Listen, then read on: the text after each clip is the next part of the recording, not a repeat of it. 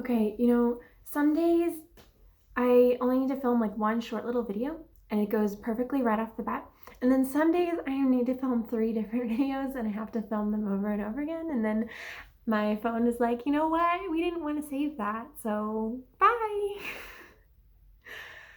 Love it. Anyway, my name is Sarah. I'm the author of He's Making Diamonds, a Teen's Thoughts on Faith Through Chronic Illness, and the host of the Diamonds Conference. And today I want to talk about writing. Writing is hard. Chronic illness is hard. Put them together and they can seem impossible, but I'm living proof that they're not. And today I want to encourage you with some more living proof that you are not the only chronically ill warrior. You're not the only writer. You're not the only chronically ill writer.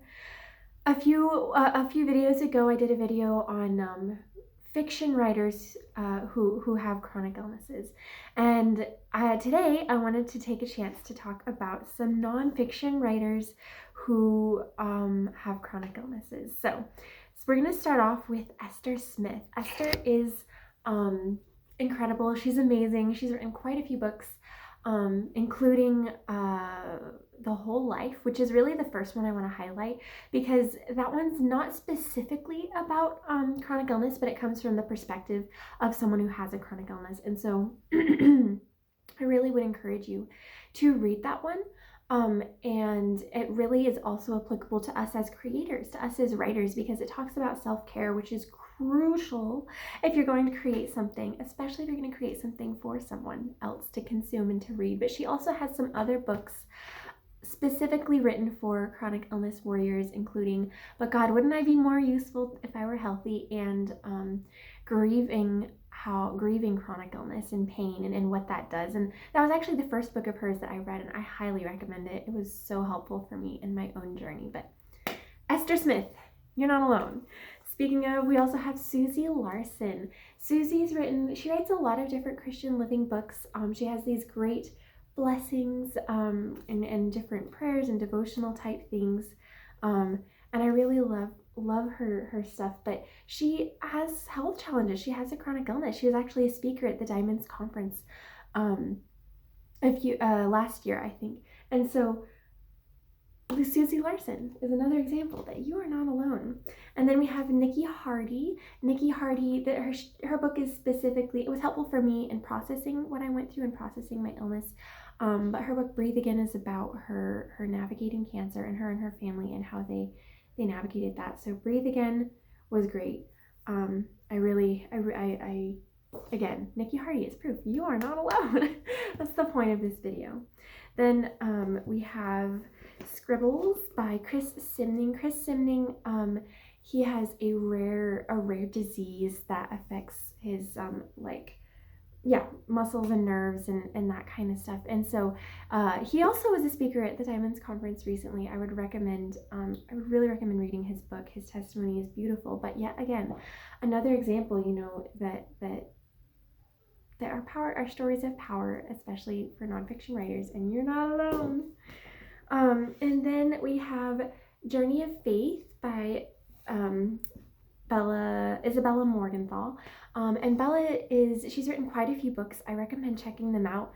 She's got a lot on different types of Christian living. And I really love about the list of people that we're highlighting today is that they each allowed their experiences to influence their writing in a different way. And the way that they handle that is differently. Some, like Nikki or Chris, write about their experiences like, hey, this is how they use their nonfiction writing. And then some like Susie or Isabella do it more of just writing about life in general, and it still influences and it still has taught them and grown them, but they don't do that as blatantly maybe as some others. And I think that is honestly really powerful, and I love that each of these people is a different example of how you can do that in life, and they've chosen, each of us nonfiction authors who have chronic illnesses have chosen to handle it in a different way, and there's nothing wrong with that.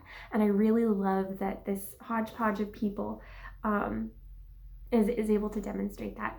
So speaking of, we have Bethany Beal, and this is actually not their most well-known book, their most well-known book is probably Girl Defined or Love Defined, and she and her sister have a ministry called Girl Defined Ministries, which is really great. But Bethany specifically, she suffers from chronic migraines, and so her she was also a speaker at the Diamonds Conference recently. But it's really cool to see all of the different ways that she invests in people and serves people, even when this is part of her journey and this is part of her story. And she shares a little bit over on Girl Defined, but not a whole lot. And again, just another example of you are not alone as a chronically ill nonfiction writer. And we also have Swimming for Freedom by Tara Bradham. She's a good friend of mine. She has a whole ministry for those with chronic pain called Heal Ministries, and she's the host of the Heal podcast. And in this, she talks about her experience as an Olympian who was injured and now suffers from chronic pain. And so this one, this is one of those where she's more sharing, like, this is what it's like to walk through something like this. And so again, another example of the fact that you're not the only chronically ill writer. And I also want to take a moment before I get to our last book and mention that all of these different people are examples not only of how to, of being a chronically ill writer, but of how God can use you. Each of them are being used in different ways, even though they have a chronic illness. And sometimes their chronic illness is a big part of the way that God is working in their life and working to serve and love others through them in their life. And it's easy, I think, to, like Esther's book I was mentioning is called, But God, Wouldn't I Be More Useful If I Were Healthy? And I think that each of these people demonstrates very well that. So with this list, would not be remiss. I want to also, before I go to this last book, I want to mention Vineetha Rednall-Reisner. She is also definitely deserves a spot on this list, and so do so many. Like, I really just kind of got an armful and was like, well, I can't carry anymore. This is what we're going with. But there are so many more books that could be added to this list. I could make several more videos about it, but I really want to drive home the point that you're not alone. I'm proof that it's possible, and so are all of these people. And so this list, however, would be remiss if it did not include Joni Eareckson Tada.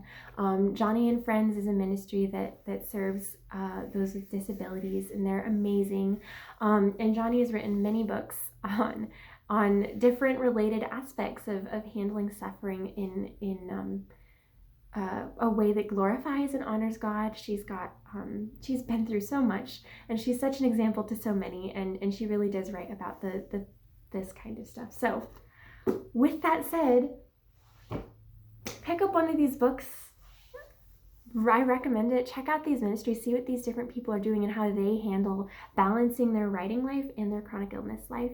But I hope this is an encouragement to you that you're not alone. You're not the only chronically ill writer, and it's not impossible, because look at all these people that are proof that it's not impossible. So keep dreaming, and I will see you in the next video.